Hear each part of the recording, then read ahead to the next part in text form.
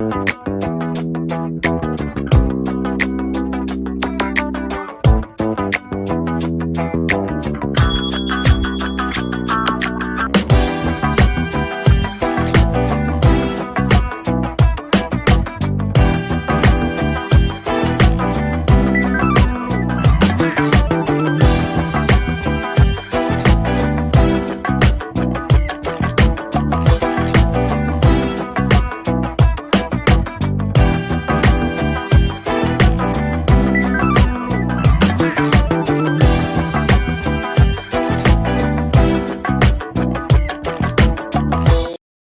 spent countless hours in the garage with your dad.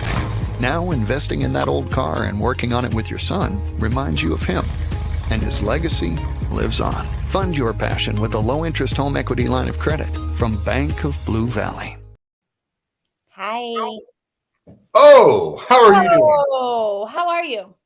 Good. Are these new colors or is this like, what is this? This feels different. It does feel a little different. And I just realized that I think one of my kids, they came through here earlier and they broke that picture back there. Nope, it's art. Just now. It's art. You guys. It's art. Very, very. Yes. So we have some new graphics here. We made the announcement last week, but we now have a second sponsor on our show. Burns & McDonnell is now sponsoring our show alongside of Bank of Blue Valley. Starting next week, we'll have a Burns & McDonnell question of the week. So I got to go film last week there, and it was super fun. So we're just finishing up editing those, and we will get to meet a lot of the awesome team members over at Burns & McDonnell. Yeah, I'm not in branding or marketing, but the low-hanging fruit is they are building Kansas City and have built Kansas City along with other places throughout the country.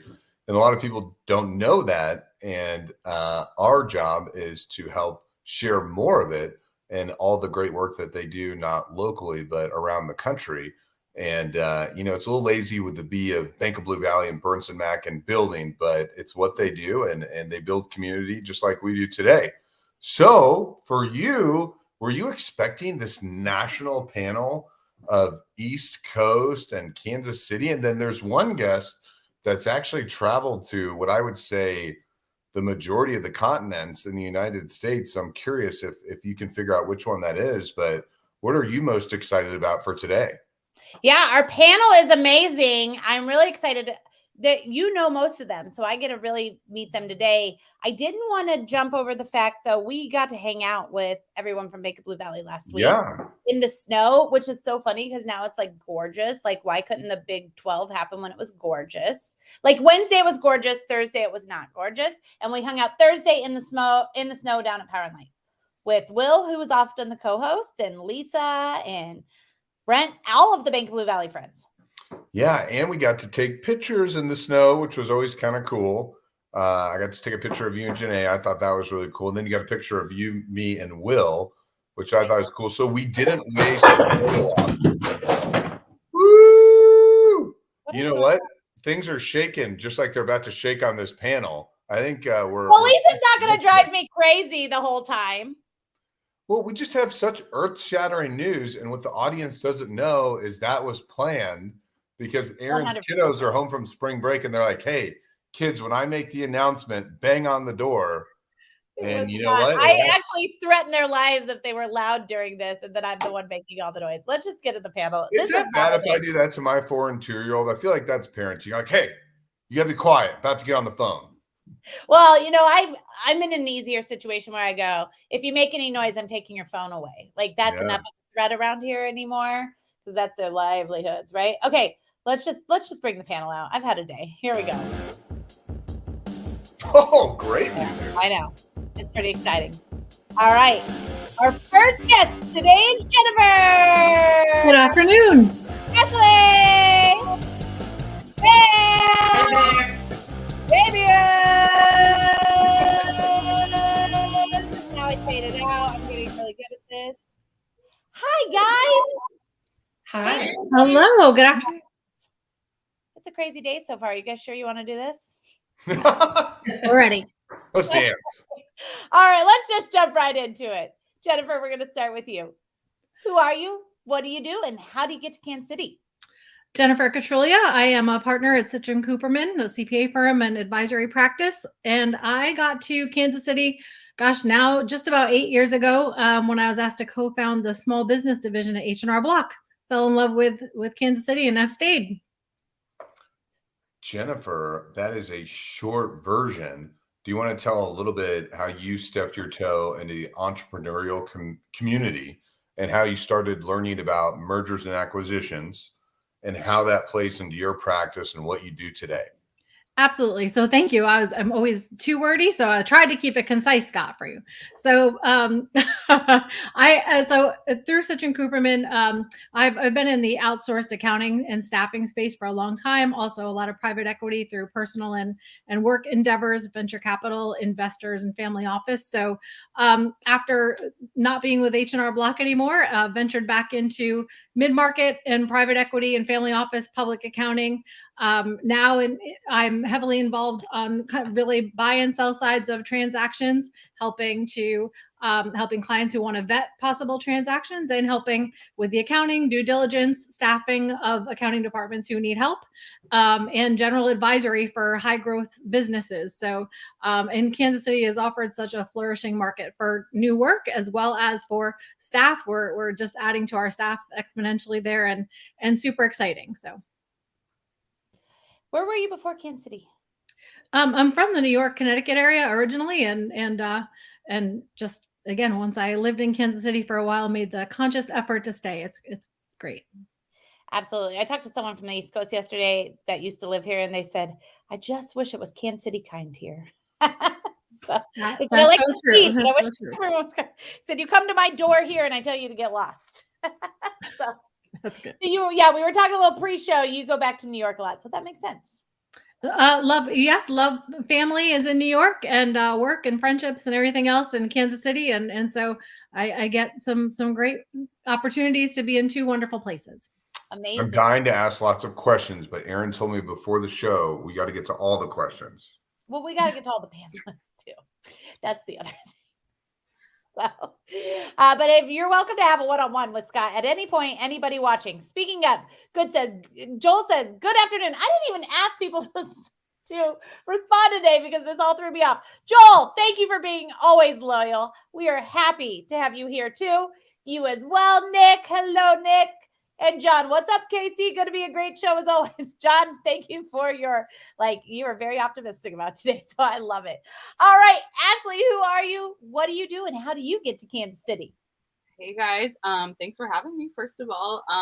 My job is going to sound a lot less important compared to Jennifer's, just with the words associated with it. But so my name is Ashley Bear. I am the chef owner of Hema KC.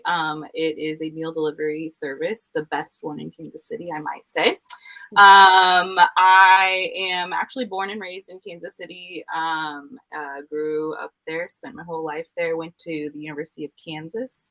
And once I graduated, I moved away. I've been away for about I had been away for about 10 years. I went to Switzerland, France, moved to New York to go to culinary school, eventually worked as a private chef there, started meal prepping there. That was a really important part of my business there. And it used to be very highly personalized, very specific menus to the client.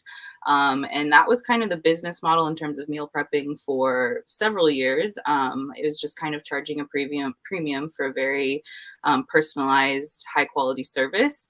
It wasn't until recently through the pandemic that I think people, originally were really hyped on cooking, and then quickly grew out of that. And I just had a huge influx of people trying to have me cook for them. So it was through the pandemic that I kind of streamlined the service, figured out how to take on more clients, started offering one menu instead of a highly personalized menu. I can customize it a little bit depending on what your needs are. But it's been over the last 2 years that my business has really grown for meal delivery.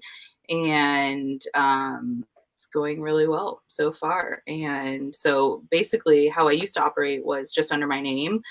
Recently, I just needed it to become separate from myself, basically. And so I launched Hema Hema, and that's what we're rolling under right now is Hema Hema. So, so that's a unique story in terms of breaking away from yourself, which is whenever you are as an entrepreneur, breaking away from yourself and not being the end all be all on everything.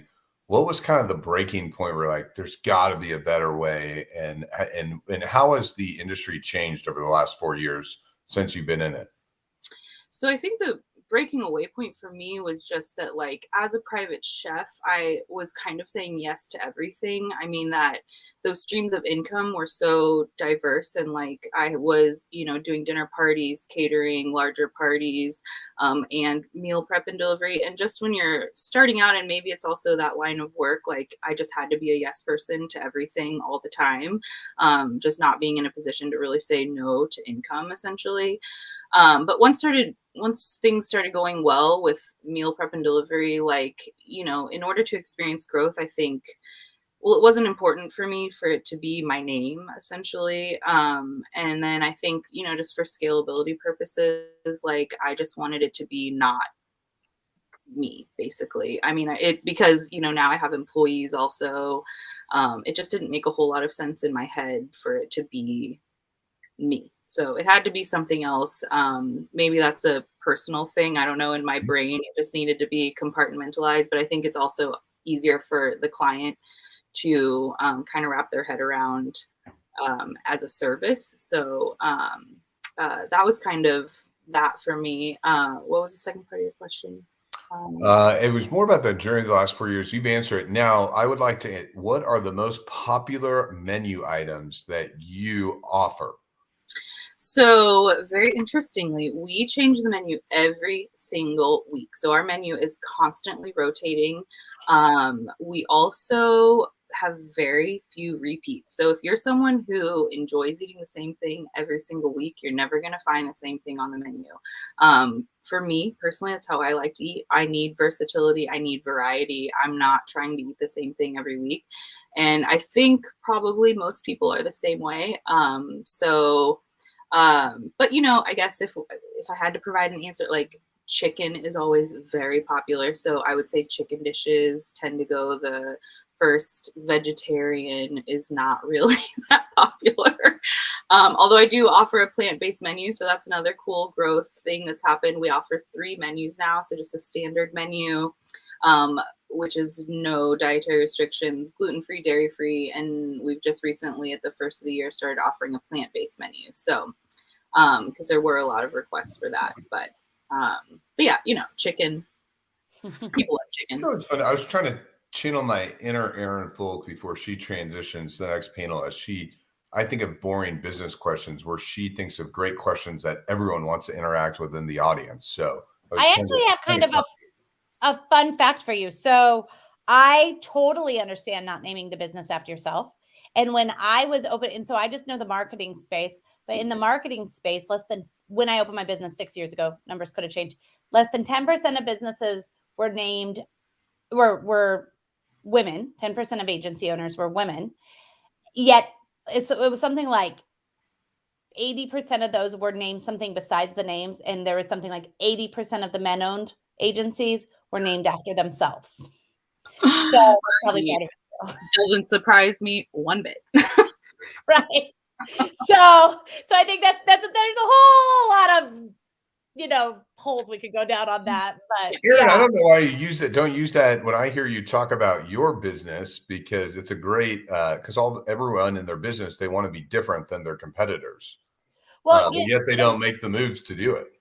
Well, and what's so interesting now, just in general. So the other reason I think you're doing so well is because we talk about mergers and acquisitions all the time and personal branding all the time are both growing, right? So like that it gets harder to do a merger acquisition when now you're selling your name and your entire brand. That's all come kind of together. So it'll be interesting to see how that kind of changes, but I think you're right on pace. So thanks. You're welcome. I mean, I've never sold a business yet, but I feel like you're on pace. So take that for what it's worth. I mean, selling it in the future was in my mind, not going to lie. So hopefully, fingers crossed, we get to that point. Awesome. Well, thank you for joining us. Okay, Pam, who are you? What do you do? How did you come Kansas City? Kind of fill us in on all of that.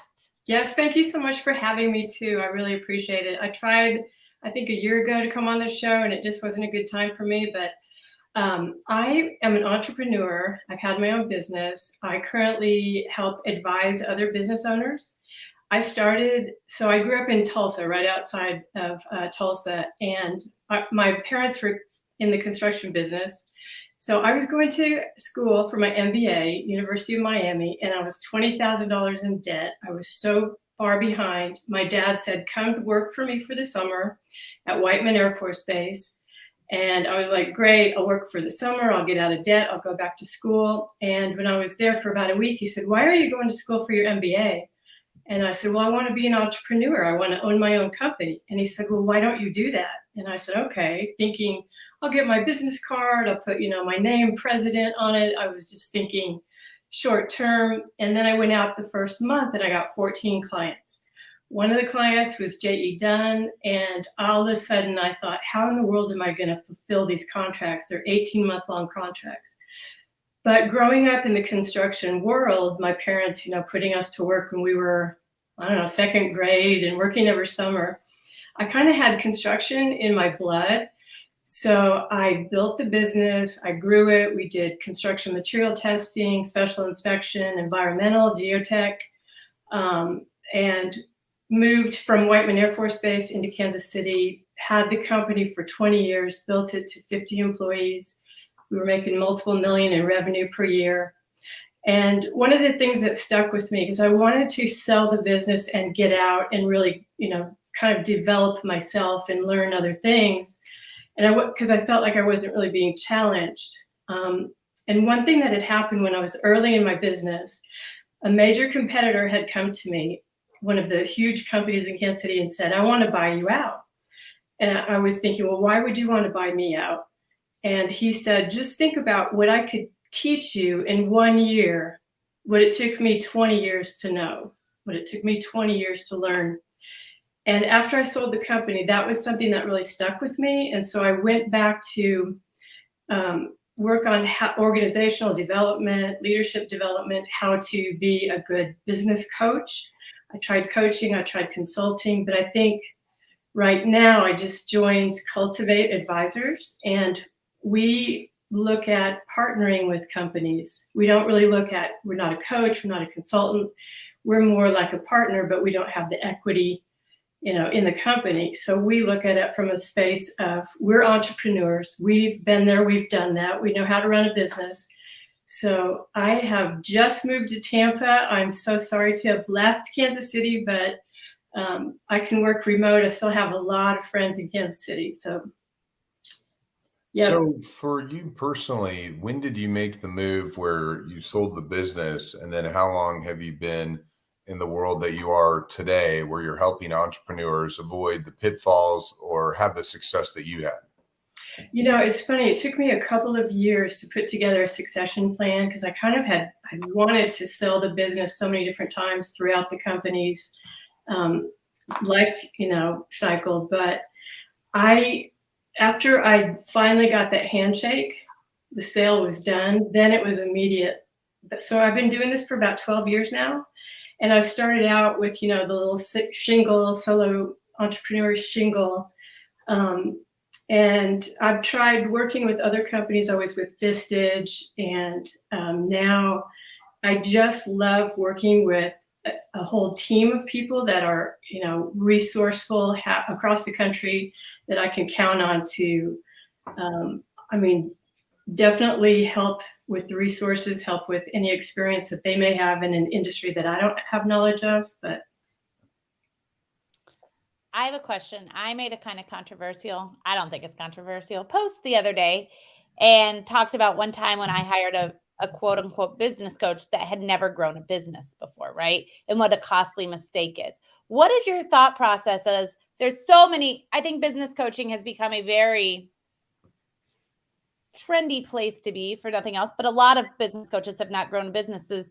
since you're not necessarily a coach, but you're in that advising space, but you've been there, what are your thought process and what should a newer entrepreneur look for when deciding who to work for? And that's a great question. And this is something that I've thought a lot about, because what may work for you or somebody else is not going to be something that would be a good fit for me. I've kind of scaled it down to, okay, let's look at, if you're going to go do a bicycle race, you can hire a mentor. A mentor is going to be there to cheer you along, somebody who's going to just, encourage you along the way. If you hired a coach would, be on a bicycle next to you, and they would actually try to pull out the answers from you. Like, how are you going to find your strength? How are you going to persevere? How are you going to get that resilience? A consultant is somebody who would then say, I'm going to build you a better bike, and I'm going to show you how to, maybe work on your fitness level and your food intake or whatever it is. Whereas, they would give you maybe a competitive advantage. But an advisor is somebody who they've been there, they've done that. They've gone through the blood, sweat, and tears of a business. It's like having the CEO in your back pocket, but it's somebody who's a partner that would then share with you in priorities that you put together and agree upon together. So they know all aspects of the race. They know it from the beginning to the end, and they've been there, done that. They've won the race. So at different stages of your entrepreneurial life, right, you may need a mentor, you may need a consultant, you may need somebody who's just going to coach you and ask you those tough questions. And you may grow out of those relationships pretty quick. Like, if you hire some people, you may grow out of that team, and you need to build a whole nother team. So I think it's maybe just finding out where you are in your business and what's going to make you scale faster, right? Because last year, our average revenue growth for our clients was 43%. Their profit at the end of the year was 65%. And if you look at, this repeatable, scalable type process, then, you can see, we have all these 5-star reviews. And the reason I joined this company is because they're doing everything that I did when I ran my own company. It's the first time I've seen another company that actually gets it, and they, walk their talk, and they follow through with the resources, and they provide all the guidance. So, awesome. Long answer to your question. No, that's perfect. All right, Fabian, you have been so patient this whole time. Who are you? What do you do? And how do you get to Kansas City? Great questions. My name's Fabian Conde, and I'm a recovering entrepreneur. So I was born and raised in KC. My parents are from Colombia and Peru. They somehow met on a soccer field here in Kansas City. My sister and I are first generation born. We grew up here, also went to KU, Rock Chalk, big game this weekend. And from there, my aspirations were a lot like the panelists here, very motivated and ambitious. I wanted to conquer the world. And I got an opportunity to be a business analyst covering emerging economies. And that was the first time that I was truly pulled out of Kansas City and got to spread my wings, if you will, and explore the world. And during that time, I ended up in places like Ukraine, which I think is very topical at the moment. I got to experience a lot of different cultures and aspects. Turkey. So Pam and I had a sidebar conversation, and she was telling me about her Turkish heritage. And it's one of these amazing, beautiful places in the world. And I was able to learn about business from a cultural position. It was a really unique experience. And I think that what that did was it amped me up for more. What was my next thing? And what I ended up doing, a lot like the panelists here, I went back for more education, right? I got my MBA, and I really wanted to work for myself.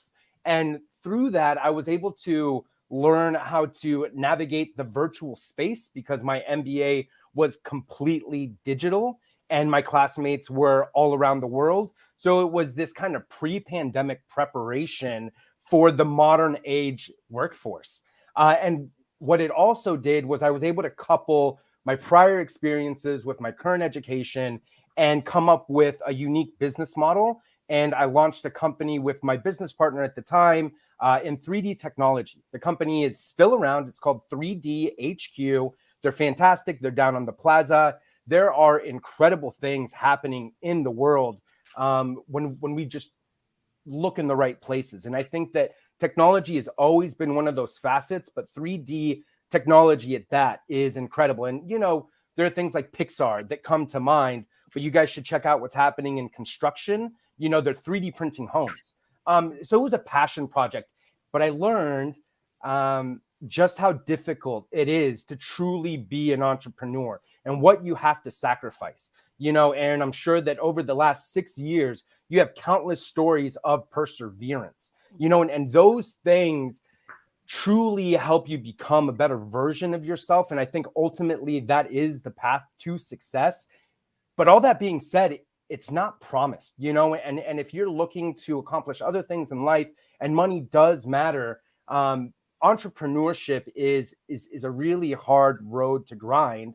So what I ended up doing was I ended up looking for my next opportunity, and that took me to enterprise SaaS, and it's with a company called WhiteSpace Health, and they do essentially revenue cycle management for health systems and billing companies within the healthcare sector. Really long answer to how I got to Kansas City, but that's what brought me back. It was education and my next opportunity, and here I am today. What does an ideal client look like that you want to talk to? An ideal client looks like a health system that's between 100 beds to 1,000 beds. They have disparate systems, meaning they have different softwares that are trying to talk to each other, but there is a language barrier, right? And so what they need is they need somebody to connect those dots, specifically in the financial space, right? So that's on the health system side. So that's maybe our direct market. From a channel partner side, an ideal client would look like somebody that is also selling software within the healthcare space, and they're looking for a new product to offer that they can white label. So think of Costco and their fantastic Kirkland products. Somebody else is making that, right? And then Costco is putting their name on it. So those are the two markets that we venture between. Well, amazing. You were on the show with your last company, so it's good to hear the whole entire story. Oh, thank you. Sure. It's good to But tell you're it. right. They're just 3D printing all the things, right? Everything. Yeah, absolutely. In a row. Really exciting stuff. Yeah. Awesome. Okay. Well, look, Scott, we got through it before 30 minutes. Usually we're done at this part of 45 minutes, and whoever the last guest is just sits there. So we're trying to be more efficient so everybody gets to talk, because there's a lot of cool people on this panel. All right. So let's talk about 2022. Can you guys believe we're almost the end of quarter 1? So Jennifer, what is your goal to accomplish this year? So work goal is really, so is to Whichever one, whatever your goals are. Work goal for sure is to do a better job. You know what I love about being in Kansas City so much and getting to be where I choose, and also having the benefits of being a top 25 New York based firm that's growing in the Midwest and out of Kansas City is, really, we have so many requests from clients we're working with in the Kansas City area to better leverage coastal funding, coastal opportunities. And so, and really just build companies that are meant for scale, taking advantage of everybody just so spread out. And honestly, so much investor money in the market wanting to find good companies and help them grow, in such unfortunately, a lack of, they're finding great companies to invest in. So, and we just have such a wide range of resources that we can bring to help companies. So for me, a goal, I'm so passionate about company growth. It's nice to have these jobs that we all have, et cetera, but it's what you're passionate about. And I love helping companies fix inefficiencies and work on their staffing and technology and leadership, and then match them with the right, resources as far as helping them differentiate from all the others like them, and find their next turn or next growth phase in the market. And so I actually started a program called Roi Mastery, which is designed to help in best practice areas build these companies and help them establish best practices, but then also provide a number of networking opportunities. And so some really white glove opportunities for people to get together and meet the people they're trying to connect with to grow their businesses. So, again, really wanting to offer that in the Kansas City market and connect to other markets everybody's trying to work in. And so I would say along with that, it's depth. We all spend a lot of time building out our networks. And I think at some point we add a lot of numbers of faces, but don't spend all the time we can going deeper into those relationships and friendships and business contacts. So, there was a conversation about Broadway plays and about travel and about doing other things. And so a lot of this year I'm excited about is just to get to know contacts on a deeper level. I'm working on trying to get healthier. And so I'd say goal number 2 is figuring out how to marry good business with better connecting people and having a lot of fun at it as we work. So I like it. All right. When you figure out how to get healthier, you send me those tips. Well, I'm looking for people to hang out. Yeah. You have really good partners, and then the two of you host shows while the other one's in the hospital. Perfect. We'll work out that business plan. I like that, Scott. Thank you. The old meningitis, encephalitis, West Nile diet. So Jennifer was on the show when Scott was out for a while. So we have met. We have met on the show, which has been pretty cool. Gotta have great partners. Awesome. Okay, Ashley, what are your goals for 2022?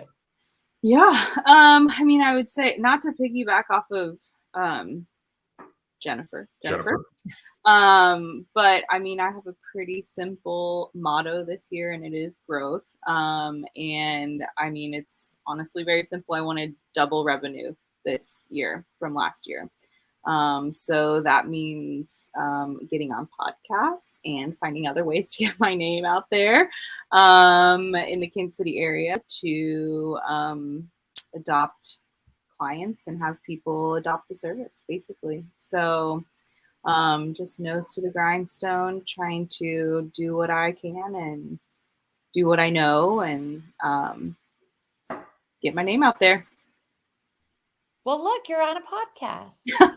Yeah, that's why I mentioned it. And there's a lot of people watching that podcast, so yeah, that's awesome. I think they watch here for good guests, so you're on the right path. Yeah, absolutely. A lot of my growth to date is word of mouth, and that's a great strategy.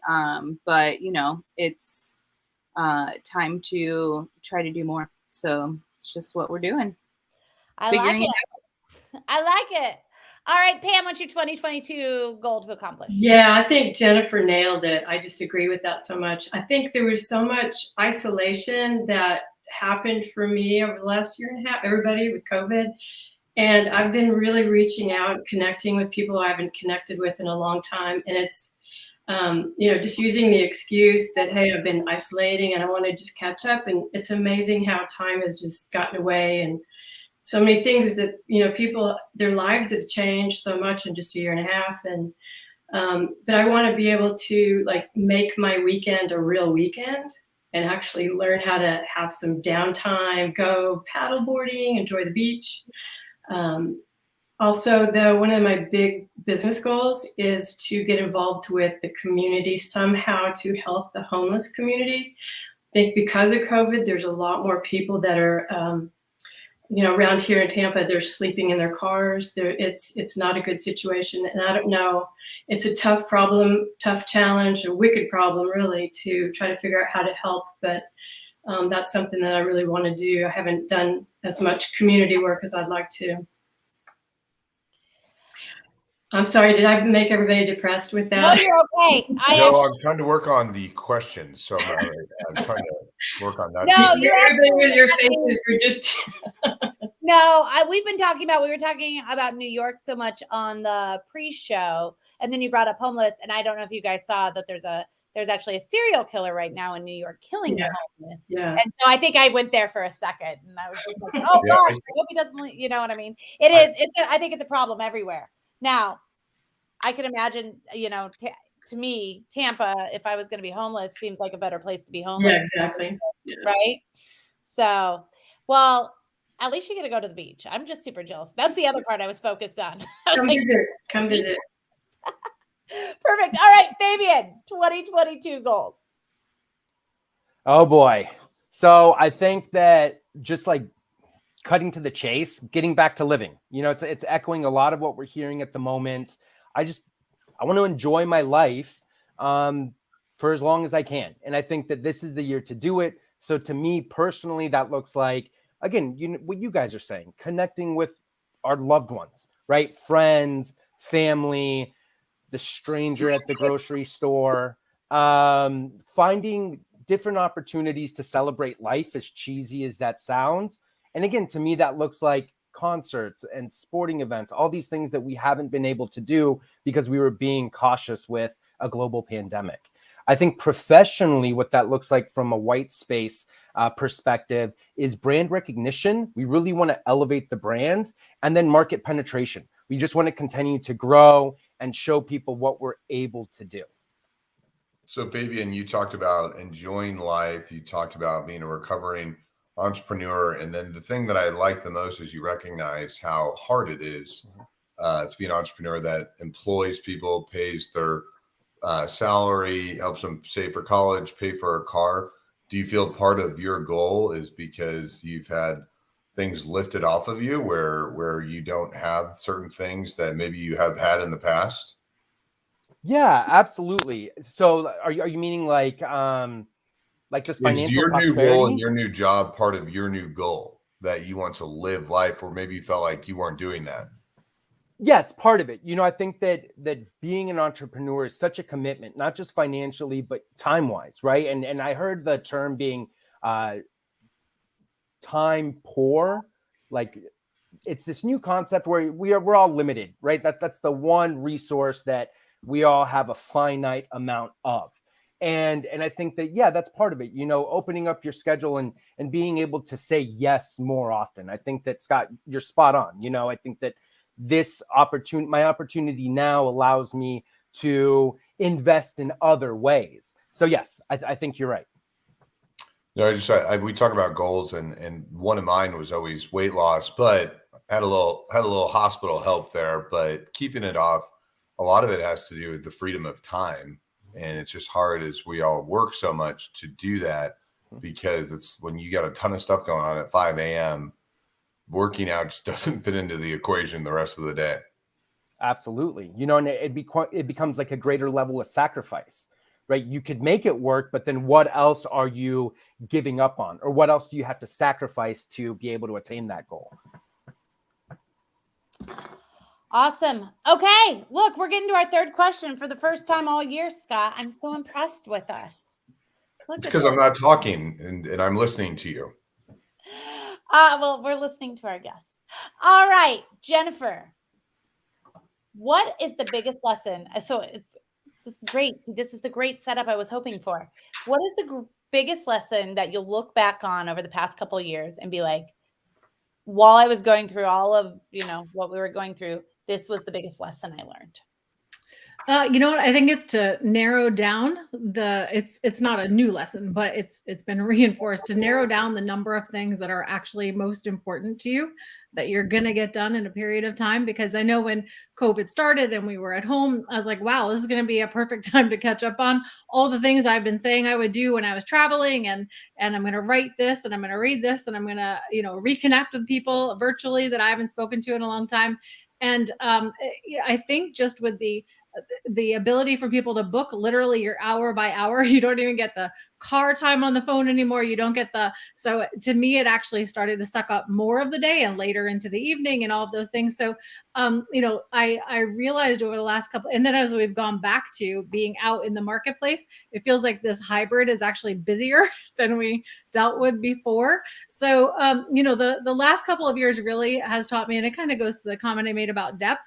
of needing to clear the decks of things that are, not critically important, not driving toward the goals we've all been talking about, the nice to do's or the bright shiny objects, the curiosities, and just to get really clear about the vision boards and the goal setting and the plan to get there.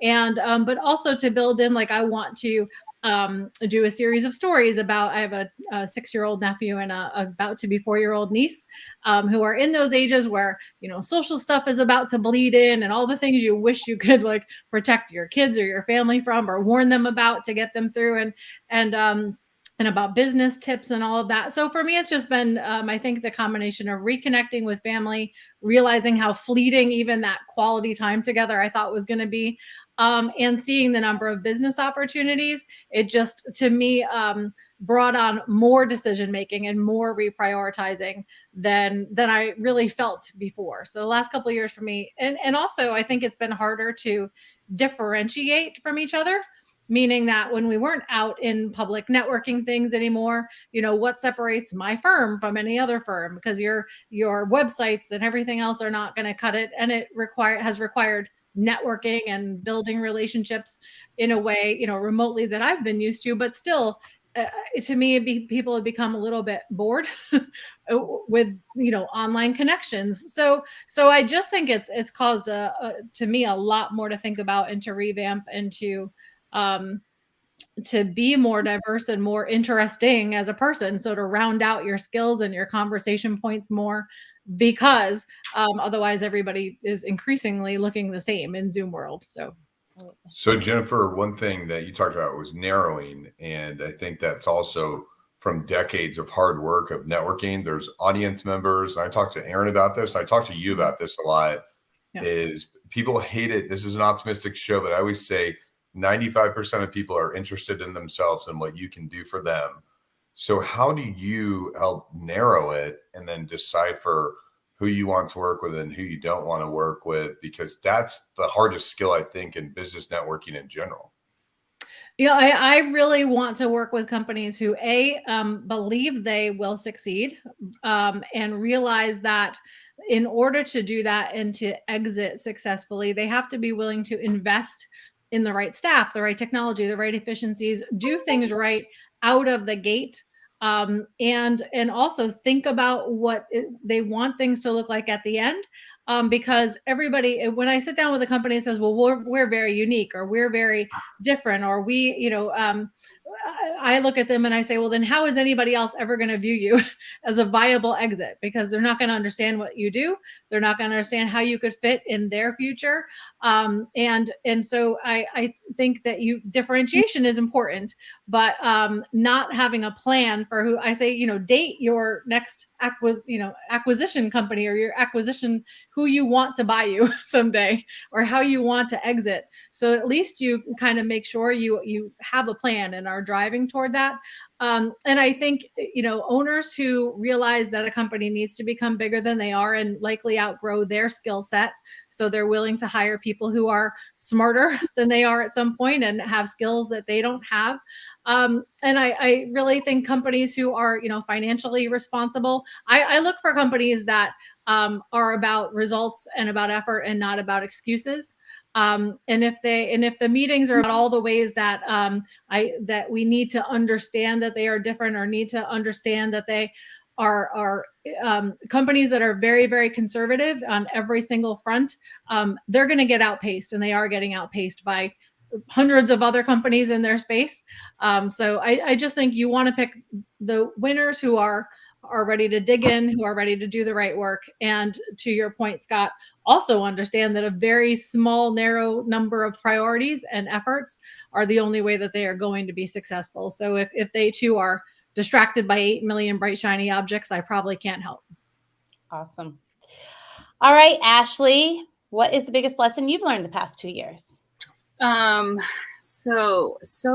So many. I feel like I'm kind of a baby in not necessarily the entrepreneur world. I've always only worked for myself, but the past year only is the only time I've taken on help employees. And so Last year has been navigating a lot. I experienced like tremendous growth, and then, you know, as COVID has kind of evolved and changed, people's needs have evolved and changed also. So it's just that kind of ebb and flow of business that I've really had to learn and grow accustomed to, and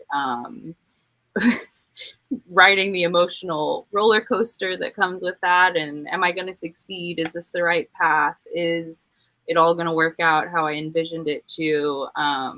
So it's just been an ebb and flow, and navigating that has been a lot. I also had a baby last year, and so it's been so much. Thank you. Yep, it is quite a feat, I must say. But yeah, just the ebb and flow of business, I think, and just how to deal with that, and have confidence in myself and my product and my service, and that it will be fine, and how to manage my emotions around it. So yeah, I hope to just, I mean, obviously it's a natural part of business, and it's always going to be there, and the ups and the downs, and just learning how to handle that, and being a boss to other people. You know, my other people's livelihoods are in my hands. That's a really new thing for me, and making sure that I'm able to pay them, and being a good mom on top of that. I mean, there's been a lot in the last year, but it's all very exciting to me. I love it, and I wake up every day just like, how can I make this better? How can I do better in all of the aspects of what we're doing? But it's very exciting, but it's tough. It's very difficult a lot of days as well. So how old is your baby? 5 months. Do you know who these characters are? I don't know that we've gotten there yet. Should I? Apparently. These are baby sharks. Oh. So you'll know the song here on repeat. Yeah, I am familiar with that song. I try my best to not even let it enter my brain, because there's no getting it out. It's a 3-year period, so yeah, you can take your time. You're good. At least you can still hit stop on anything, Scott. At least you can still hit stop. All right, Pam, what's the biggest lesson you've learned the past couple of years? So it's funny, because working as a, advisor with other startups or, companies that are wanting to scale up, I still have that entrepreneurial bug. And there's a saying that I like to say, that if opportunity doesn't knock, then build a door. And I think that I found myself really wanting to buy another company or get involved as an entrepreneur again. So I kind of tested that out last year, and then I realized really quick that I didn't want to do that. It's like having a baby, and it's a commitment. It's a huge task to take on. So I immediately decided, well, I had to be really happy with where I'm at. But I did make a really huge mistake in that, because I dabble in real estate, and I bought a couple of houses down in Tulsa, which is right 3.5 hours from Kansas City. And never, ever buy real estate in a city that you don't live in. It's just been the worst decision I ever made. You have to have people you can rely on. You have to have good partners. And when you choose the wrong partners, or you make, it's hard to react really quick. So I'm still learning, right? I mean, it's always a constant with any type of situation where you're trying to run your own business. I always have the idea, like Jennifer was talking about, who do you really want to work with? And when I look at people, I want to work with people that I would say, oh, I will invest $1 million in your business. You're the right client because I believe in you. I trust that you can do it. And so that's kind of, or, would I have a beer with these people after work, right? If you would want to work with the people that you can enjoy spending time with, or you would invest in. Not that I would actually invest in it, but so that's my lesson. Awesome. Do you have anything down in Broken Bow or just Tulsa? Oh, just Tulsa. Broken Arrow? Broken Bow. It's kind of the new go-to vacate. vacay spot for most of Dallas. So I've got a lot of friends buying in Broken Bow, but then they're mostly Airbnb-ing them out. It's like 5 hours, right, from Kansas City? Mm. Yeah. Kind of the Dallas place now where people go to the lake. Okay, Yeah. where is this? I thought I always think of Grand Lake when I think of like Oklahoma. Yeah, Tulsa area. So Broken Bow's right by the border of Texas. Mm-hmm. Yeah. It's about 3 hours from Dallas, but it's kind of the new hip place to invest in down there right now is Broken Bow. Probably because it's very cheap, right? Well, it's Not anymore. very quickly in COVID no longer. But I have a girlfriend that just bought 19 acres and another one that has a 13-person cabin, and the 13-person cabin's already up and going. It's booked every single weekend, even the winter weekends. So Aaron, to help you transition, you and Fabian pre-show threw out a slang word. I didn't know what it meant. When he was describing the show that you're going to see, he said the word fetch. Now, when I was graduating college and a lot of friends lived in Dallas, they would say that is so Dow. So I don't know if that was ever catchy when you were in Dallas to say it was so Dow, but can you explain what the slang word that you and Fabian were saying? Because I felt old and not knowing what it meant. Fabian, go for it. And then also tell us your 2021-2020 lesson. Perfect. First of all, Scott, you're such a mean girl. And you're never going to be fetch. It's never going to happen. Okay? Oh, fetch like... Okay, I got it. It's from Mean Girls. It's from Mean Girls. So because Aaron is going to the Mean Girls musical, I just threw it out there. Right? We're bonding, Fabian. You and me. Exactly. And so I think it is very dated. I don't think anybody is using that word. So like, don't feel obligated to drop it at one of your networking events. Although you do not know what words they're going to use next, because I have a 9-year-old on TikTok who all of a sudden asked me if I ever heard of Alanis Morissette yesterday, right? Like, it's all coming back around. Isn't it ironic? That's what I said. There we go. That's what I said. And she looked at me like I was stupid because that's not the trending song. Okay, Fabian, what's been your biggest lesson? I think that the biggest one for me over the course of like the last 2 years, which has really felt like a prolonged 1 year, has been life goes on, right? In my lifetime, I've gotten to experience a .com bubble burst, the millennium take place, a financial market crash, the Chiefs and the Royals both winning Super Bowls and, World Series championships. Life goes on, even in the face of a global pandemic where time is relevant. Because again, it feels like it's been one really, really long year. Life goes on, right? And so if that's the case, then I really want to focus on not only what I can control, but on the positive aspects. I think that it's really easy to be pessimistic. I think it's really easy to criticize. I think in our modern times, it's really easy to hate what you don't understand. It's a lot harder to love. I think it's a lot harder to be optimistic. And if my life is going to go on, I want it to be a good one. So my biggest takeaways is life goes on, and I want to live a good life. I love it. All right, look, Joel says, Scott, he did want to update you. There's a hip hop version of Baby Shark. There's also a rock version, all the versions. I don't want to scare Ashley, but there's a lot more versions. There's different languages. On Friday night, we did a techno version. I'm being serious. My wife videotaped me shotgunning a black cherry White Claw in the sink to send to the fantasy football thread while we're listening to Baby Shark. So there's lots of them. I want to parent like you parent. There's also grade school dances, so you'll get to hear it there too, even when they're in the fifth grade. So I'm haunted by Baby Shark. Yeah.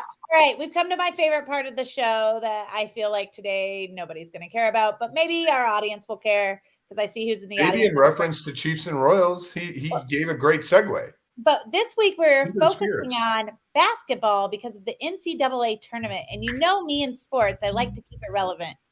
Eat that, Joe Goldberg. So, a little bit of history. I bought Scott this game for Christmas. I never got it to him. So now we ask these Kansas City sport history questions on this show as my way of sharing his present with him. So, yes, Fabian, we will do you second to last. Scott, you do not get an answer till very last. Just guess anything. Sometimes the guesses are my favorite part because I never know the answers if I didn't have this card. Audience, guess. I want to see if people know this or if this is just something that I don't know, but I try to keep it NCAA, and this is what I found. Jennifer, you can go first. Ashley, Pam, and then Fabian. All right. What basketball legend played for the Jayhawks from 1920 to 1923 before coaching the Kentucky Wildcats to 876 wins as the Baron of the Bluegrass? Absolutely no idea. Apologies. I've that never was fast. Perfect. Good guess. All right. Let me read it for you one more time just so our audience can hear. What basketball legend played for the Jayhawks from 1920 to 1923 before coaching the Kentucky Wildcats to 876, feels like a lot, wins as the Baron of the Bluegrass? Ashley? Okay, so I'm going to say Fog Allen, but I don't know that he ever played, and I don't know that that's the right time either. You guessed. I am impressed with the guess. Okay. All right, Pam? I have to admit, I just Googled it. No, you're not allowed to do that. Google. I forfeit. Okay. I'm the Google queen here. I started to now after I admitted I didn't know. We use Shazam. Okay. I just have to eliminate myself anyway. I'm no good. Right. You're eliminated. Fabian, did you Google this? No. Okay, do you know the answer to this? No, but I'm going to guess James Naismith. Okay, you guys are having good guesses. I feel like everything at KU is named off of your guesses. All right, Scott, we don't have any guesses yet. Does the audience have any? There's KU coaches, but I don't know. Can you say rhymes with? Well, let me read it to again because it's not a KU coach. That's the problem. No. I get the coach that played at Kentucky that played for KU. He played for James Naismith. He played for KU and he coached at Kentucky. There's about a 20-second delay between us and the live. But what basketball legend played for the Jayhawks from 1920, 1923 before coaching the Kentucky Wildcats, the 876 wins as the Baron of the Bluegrass? Do you have any idea? No, I don't. I've never even heard of this guy. Adolph Rupp. Rupp Arena. It's the Kentucky named after him, but yeah. That's true. Rupp Arena. Well, look, you guys learned, if nothing else, you learned something here today. Awesome. And it was a very important fact when you're filling out your brackets today. All right. Here's the deal. Make sure you watch the Drinks with Leaders page. You can connect with everybody here. Ashley's is not linked, but we're going to get hers linked and you're going to reach out to her. Ashley, do you want to say, you've got a pretty popular Instagram, right? Yes. So my personal Insta is Ashley2_bear. I mean, that's pretty much actually all business, but I would encourage people to look at Hema KC. Also, if you're interested in ordering hemahema.com, you can view the menu for upcoming weeks and place orders there. So that's awesome. And my LinkedIn page is almost up to date, FYI. Almost there. Everybody else is already linked on this show. So you can send them direct messages. You can thank them. You can have coffee with them. You can do business with them. We just really want you to meet them because they are so awesome and they came on here. So we want to thank Bank of Blue Valley, thank Burns McDonnell, thank Scott for keeping his questions to one question a day so everybody had a chance to answer. It was really great. We're going to be back here, same time, same place next week. And by then, will we know, do the basketball games start this weekend, Scott? I've been lost in diapers for 5 years. I got nothing. All right. Well, at least then use our little trivia fact at some of your basketball parties. Next Thursday is St. Patrick's Day. Yep. It is. It's St. Patrick's Day, and yesterday was Pi Day. It's a whole week of things. So just have a wonderful week. How about that? We'll see you guys same time, same place next week. Bye. Thank you.